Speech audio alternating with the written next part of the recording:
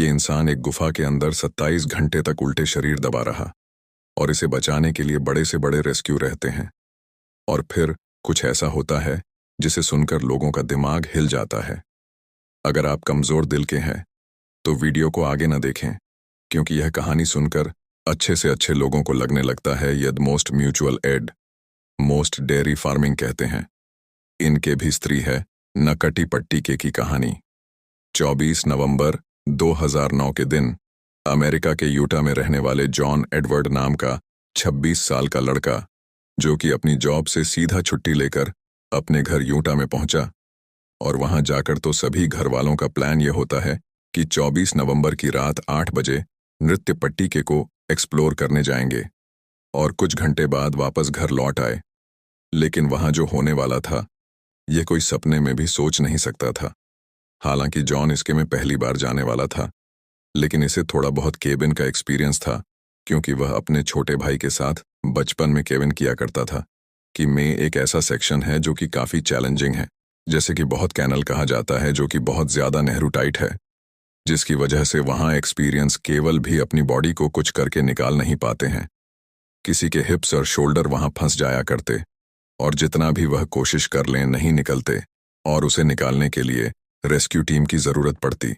और इसी वजह से इस केव को सालों पहले बंद भी कर दिया गया था और यह नकटी पट्टी के मार्च 2009 में ही रोपण हुई थी। कुछ नए रूल्स के साथ रोज थे कि केव के अंदर जाने से 21 दिन पहले वहां के अथॉरिटी से फॉर्मेट लेनी होगी और केवल के हर एक ग्रुप में 2 एक्सपीरियंस केवल होना कंपलसरी था। जॉन और उसका 13 साल का छोटा भाई जॉर्ज, दोनों एक्सपीरियंस के बढ़ते तो इसे अंदर जाने की परमिट मिल जाती है। और पर सभी घर वाले गिले मिलकर नकटी पत्ती गेम के एंट्रेंस पर पहुंचते हैं, जिसकी साइज सिर्फ 30 इंच थी, और वह सभी 24 नवंबर की रात 8 बजे के में घुसते हैं। पूरा ग्रुप के में अंतर होता है, तो पहले 1 घंटे तक सब कुछ ठीक चलता है और सभी लोग कॉन्फिडेंट लिए आगे बढ़ रहे होते हैं। लेकिन फिर जॉन और उसके 2 दोस्त बिग स्लाइड की जगह पर रुक जाते हैं और आपस में एक मैप देखकर डिसाइड करते हैं कि वो इस केस के सबसे चैलेंजिंग चैनल को विजिट करेंगे, क्योंकि इसके के सबसे डीप पर सेक्शन में है। यह इतना टाइट है कि सिर्फ कुछ ही लोग इस केस को क्रॉस कर पाते हैं, और यह माना जाता है कि यहाँ एक लॉन्ग टाइट पैसे से है, और अगर इसे क्रॉस कर गए तो एंड में एक और लंबा टाइट पैसे जाएगा, और अगर उसे भी क्रॉस कर गए तो में एक छोटी सी थोड़ी सी रूम मिलेगी जहां आपको टर्न होने का मौका मिलेगा और फिर वहां से आपके वापस आ सकते हैं। हालांकि ये इतना टाइट है कि इसमें एक्सपीरियंस केवल को भी घुटन होने लगती है और वह पैनिक हो जाते हैं। शॉन और उसका छोटा भाई जो इसके पीछे आ रहा था, उन्हें कैनल मिल जाती है और वह दोनों बर्थ कैनाल के अंदर खुश चाहते हैं। लेकिन इसमें गलती होती है कि जॉन और जॉर्ज जिस रूट में घुसे थे वह पौध कैनल की रूट थी ही नहीं। जॉन और जॉर्ज एक्चुअली में गलत रूप में घुस चुके थे, जिसके बाद बारे में इन्हें कोई भी आइडिया नहीं था। जॉन 15 फीट आगे मूल करता है और इसी बीच उसके सामने कई सारी चट्टानें भी आती हैं। हालांकि जॉन हेल्दी था तो वह अपने बॉडी को डिफरेंट ओरिएंटेशन में कर सकता था। अपने शोल्डर हैं, अपने कमरे, दोनों अपने पैरों को प्रॉपर डायरेक्शन में फोल्ड करके वो आगे करता है और कॉर्कस्क्रू के रूप में आ चुका था। और जिस तरह से जॉन आगे बढ़ रहा था, पैसेज और भी टाइट होते जा रहा था और अब तक वह वापस भी बोर्ड नहीं सकता था, क्योंकि वह पैसे एक्चुअली में बहुत ज़्यादा टाइट था। इसी लग रहा था वह वर्ड कैनल में, और इसके अकॉर्डिंग जैसे से पता था कि एंडिंग में एक स्मॉल रूम आएगी और होने का मौका मिलेगा, इसलिए वो आगे बढ़ता जाता है। और यही जगह थी जहां चीज़ें और बिगड़ जाती हैं, और अब तक वह कॉर्कस्क्रू के एरिया में आ चुका था। स्कॉट स्क्रू एरिया को क्रॉस करने के लिए केवल को बहुत छोटे और फ्लेक्सिबल होने की ज़रूरत पड़ती थी, और सिर्फ कुछ ही लोग अपने स्किल की मदद से इसे क्रॉस कर पाते हैं। और वहां से केवल को रॉक लेफ्ट से 790 डिग्री बैंड होना होता है। लेफ्ट की साइड अब तक जॉन स्मॉल एरिया से टोन हो चुके थे, और इसके बाद वह मोस्ट डिफिकल्ट सेक्शन में पहुंचते हैं। 5 साल पहले एक 16 साल का लड़का ब्रॉक क्लार्क यही कॉक्स स्क्रू सेक्शन में अटक गया था, जिसकी हाइट सिर्फ 5 फुट 7 इंच थी और वेट 683 केजी था, और उसे रेस्क्यू करने के लिए 14 घंटे लगे। जॉन भी यही एग्जैक्ट स्पॉट पर था, जबकि उसकी हाइट 6 फीट थी और वेट 90 केजी था। यहाँ पर इसे अपने बॉडी को तोड़ करके वापस लौटने का कोई ऑप्शन नहीं था। इतनी कम स्पेस की वजह से वह न चाहते हुए भी लिसीरिया की तरफ खुद को स्क्रैच करते हुए आगे बढ़ता है। हालांकि एरिया टाइट था, तो जॉन को लग रहा था कि यह बहुत कैनल की सबसे टाइट जगह से मतलब के आगे पेश आएगी और वहां इसे होने का मौका मिलेगा, और वह अपने स्टमक को प्रेस करते हुए रॉक के सहारे आगे बढ़ता जाता है। डायरेक्शन में मूव कर रहा था, मगर जमीन से नीचे की ओर जॉन को पता नहीं था वो कहाँ पहुंच चुका है। उसे उम्मीद थी कि आगे कोई एक ओपनिंग जरूर मिलेगी, और फिर वह तभी स्पीड में नीचे गिरने लगता है और खुद को अपने हाथों से पकड़कर जोर से चिल्लाता है और अपने भाई की ओर कहता, तुम तो मत आओ, मुझे फॉलो मत करो। अपने कंधे के सहारे इसे आगे बढ़ना जरूरी था बाहर निकलने के लिए, और तब जॉन को अपने हेडलैम्प से खोलकर क्लेम्स दिखाई देती है और जॉन के अंदर एक उम्मीद जागती है।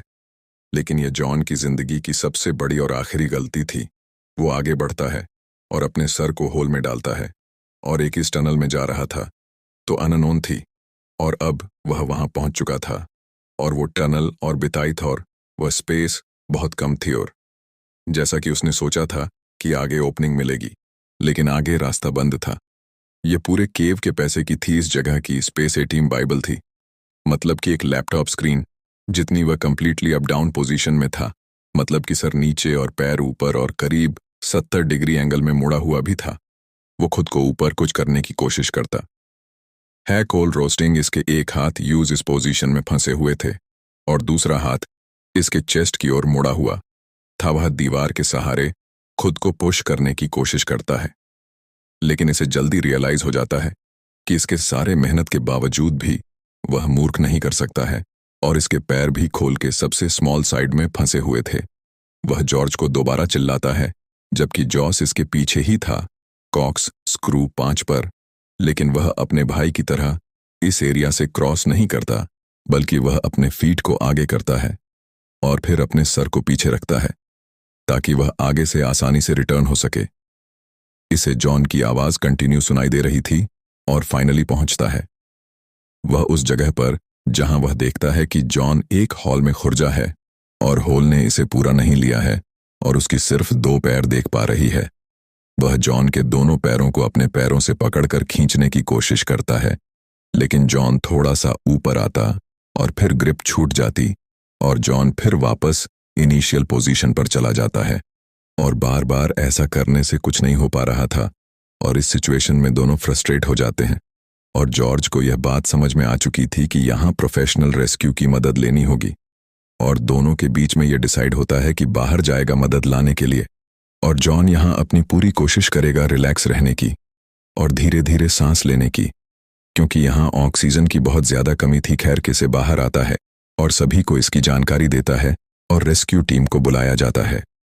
यहाँ पर सबसे बड़ी प्रॉब्लम यह थी कि जॉन साइड डाउन पोजीशन में था, और रेस्क्यू डॉक्टर का मानना है कि अब साइड डाउन पोजीशन में रहने की वजह से वो सिर्फ 8 घंटे तक जिंदा रह सकता है, और फिर उसके बाद सारी और ऑर्गन्स डायरेक्शन में मूव कर रहा था, मगर जमीन से नीचे की ओर जॉन को पता नहीं था वो कहाँ पहुंच चुका है। उसे उम्मीद थी कि आगे कोई एक ओपनिंग जरूर मिलेगी, और फिर वह तभी स्पीड में नीचे गिरने लगता है और खुद को अपने हाथों से पकड़कर जोर से चिल्लाता है और अपने भाई की ओर कहता, तुम तो मत आओ, मुझे फॉलो मत करो। अपने कंधे के सहारे इसे आगे बढ़ना जरूरी था बाहर निकलने के लिए, और तब जॉन को अपने हेडलैम्प से खोलकर क्लेम्स दिखाई देती है और जॉन के अंदर एक उम्मीद जागती है। लेकिन यह जॉन की जिंदगी की सबसे बड़ी और आखिरी गलती थी। वो आगे बढ़ता है और अपने सर को होल में डालता है, और एक इस टनल में जा रहा था तो अननोन थी, और अब वह वहां पहुंच चुका था, और वो टनल और बिताई था और वह स्पेस बहुत कम थी, और जैसा कि उसने सोचा था कि आगे ओपनिंग मिलेगी, लेकिन आगे रास्ता बंद था। ये पूरे केव के पैसे की थी इस जगह की स्पेस ए बाइबल थी, मतलब कि एक लैपटॉप स्क्रीन जितनी वह कंप्लीटली अप डाउन पोजीशन में था, मतलब कि सर नीचे और पैर ऊपर और करीब 70 डिग्री एंगल में मुड़ा हुआ भी था। वो खुद को ऊपर कुछ करने की कोशिश करता है। कोल रोस्टिंग इसके एक हाथ यूज इस पोजीशन में फंसे हुए थे और दूसरा हाथ इसके चेस्ट की ओर मुड़ा हुआ था। वह दीवार के सहारे खुद को पुश करने की कोशिश करता है, लेकिन इसे जल्दी रियलाइज हो जाता है कि इसके सारे मेहनत के बावजूद भी वह मूर्ख नहीं कर सकता है और इसके पैर भी खोल के सबसे स्मॉल साइड में फंसे हुए थे। वह जॉर्ज को दोबारा चिल्लाता है, जबकि जॉस इसके पीछे ही था, कॉक्स स्क्रू 5 पर। लेकिन वह अपने भाई की तरह इस एरिया से क्रॉस नहीं करता, बल्कि वह अपने फीट को आगे करता है और फिर अपने सर को पीछे रखता है ताकि वह आगे से आसानी से रिटर्न हो सके। इसे जॉन की आवाज कंटिन्यू सुनाई दे रही थी और फाइनली पहुंचता है वह उस जगह पर जहां वह देखता है कि जॉन एक हॉल में खुर्जा है और होल ने इसे पूरा नहीं लिया है और उसकी सिर्फ 2 पैर देख पा रही है। वह जॉन के दोनों पैरों को अपने पैरों से पकड़कर खींचने की कोशिश करता है, लेकिन जॉन थोड़ा सा ऊपर आता और फिर ग्रिप छूट जाती और जॉन फिर वापस इनिशियल पोजीशन पर चला जाता है। और बार बार ऐसा करने से कुछ नहीं हो पा रहा था और इस सिचुएशन में दोनों फ्रस्ट्रेट हो जाते हैं। और जॉर्ज को यह बात समझ में आ चुकी थी कि यहाँ प्रोफेशनल रेस्क्यू की मदद लेनी होगी और दोनों के बीच में यह डिसाइड होता है कि बाहर जाएगा मदद लाने के लिए। और जॉन यहाँ अपनी पूरी कोशिश करेगा रिलैक्स रहने की और धीरे धीरे सांस लेने की, क्योंकि यहाँ ऑक्सीजन की बहुत ज्यादा कमी थी। खैर के से बाहर आता है और सभी को इसकी जानकारी देता है और रेस्क्यू टीम को बुलाया जाता है। यहाँ पर सबसे बड़ी प्रॉब्लम यह थी कि जॉन साइड डाउन पोजीशन में था और रेस्क्यू डॉक्टर का मानना है कि अब साइड डाउन पोजीशन में रहने की वजह से वो सिर्फ 8 घंटे तक जिंदा रह सकता है और फिर उसके बाद सारी और ऑर्गन्स, और वह लिमिटेशन को भी पार कर चुका था। उसका 90 किलो का शरीर ग्रेविटी के प्रेशर से लड़ रहा था। उसके ब्लड सर्कुलेशन में गड़बड़ी होने लगी थी और धीरे धीरे इसके सांसें रुक रही थी। पूरी रात यहाँ बिताने की वजह से यह काम एग्रेसिव हो रहा था। इसके लिए काम करना बंद हो गए थे प्रेस के और जॉन के फैमिली के लिए जॉन को ऐसी हालत में देखना बहुत ही दर्दनाक था। लेकिन वह भी हेल्प थे और ट्रेल करते हुए रेस्क्यू और भी एग्जॉस्ट हो रहे थे। को पता था कि जब वह चाहे यहाँ से बाहर निकल सकते हैं, लेकिन यही चीज जॉन की किस्मत में नहीं थी। वह परेशान था और अपने चेस्ट को एक्सपार्ट करने की कोशिश कर रहा था जिससे सांस ले सके, और वहां हवा में ऑक्सीजन का कंसंट्रेशन भी कम हो रहा था।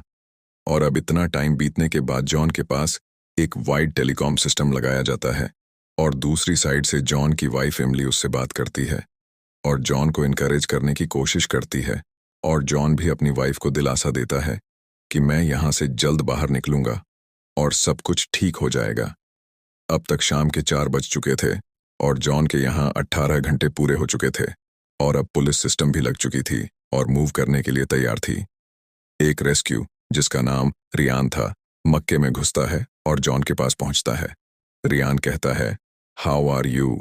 चयनित शख्स, संहिताओं, आई कांट बिलीव आर एम, अब side down mileage are killing me. रियान देखते हैं कि बॉडी ओपनिंग के सबसे नैरो साइड में फंसी है, तो सबसे पहले उसे ठीक करते हैं और फिर वो उसके पैरों को रस्सी से बांधकर खींचते हैं। लेकिन जॉन के पैरों को बहुत ज्यादा दर्द हो रहा था। वह जब भी खींचता तो जॉन उसे रुकने को कहा था क्योंकि इसके अल्ट्रा सेंसिटिव हो चुकी थी। और फिर वह दोनों कुछ टाइम के लिए रुक जाते हैं और फिर वह दोबारा कोशिश करते हैं। और अब तक ऐसा लग रहा था कि पुलिस सिस्टम अब काम कर रहा है। ऑलमोस्ट इतना ऊपर उठ गया था कि वह बयान को देख सकता था, उसे आई कांटेक्ट कर सकता था और फिर रियान जॉन को पीने के लिए एनर्जी ड्रिंक देता है। इसी तरह अब तक 19 घंटे बीत चुके थे कि चीजें बहुत स्लोली हो रही थीं और इसमें काफी एफर्ट भी लग रहे थे।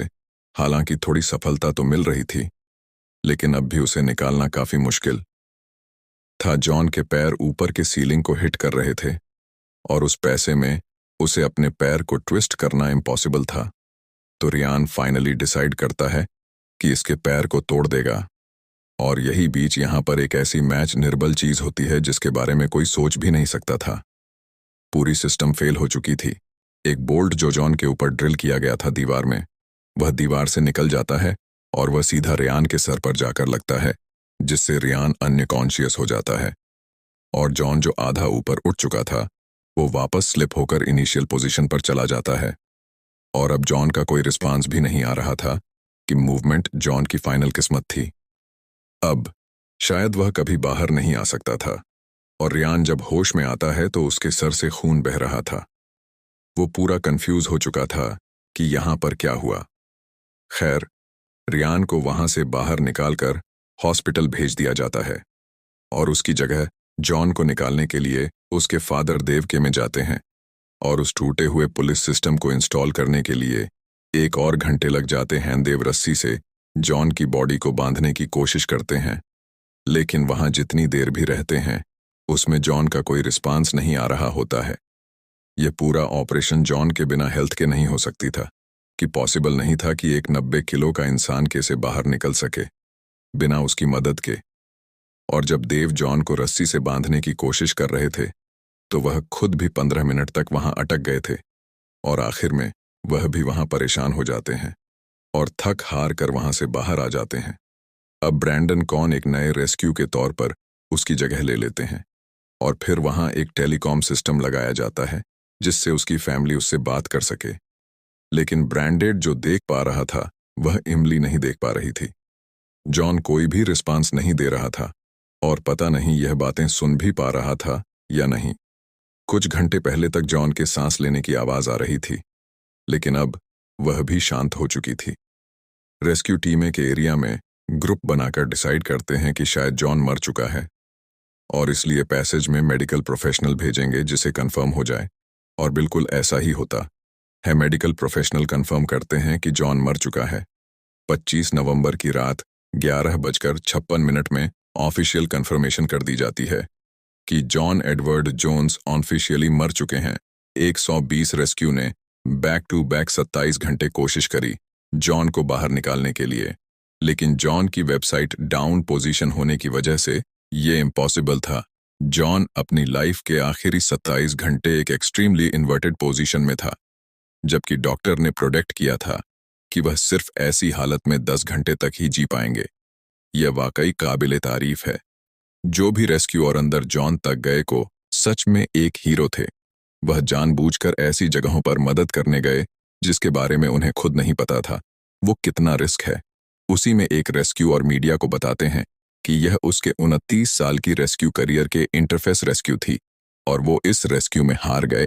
अथॉरिटी पूरी कोशिश कर रही थी जॉन की बॉडी को कैसे बाहर निकालने के लिए, लेकिन बातचीत के बाद डिसाइड किया जाती है कि ये करना रेस्क्यू टीम के लिए काफी तेजस होगा और फाइनली डिसीजन लिया जाता है कि जॉन की बॉडी हमेशा के लिए वहीं दफन रहेगी और एंट्रेंस को कंक्रीट से सील कर दिया जाएगा और 1 हफ्ते बाद पूरी नकटी पार्टी के कोई हमेशा के लिए सील कर दिया जाता है।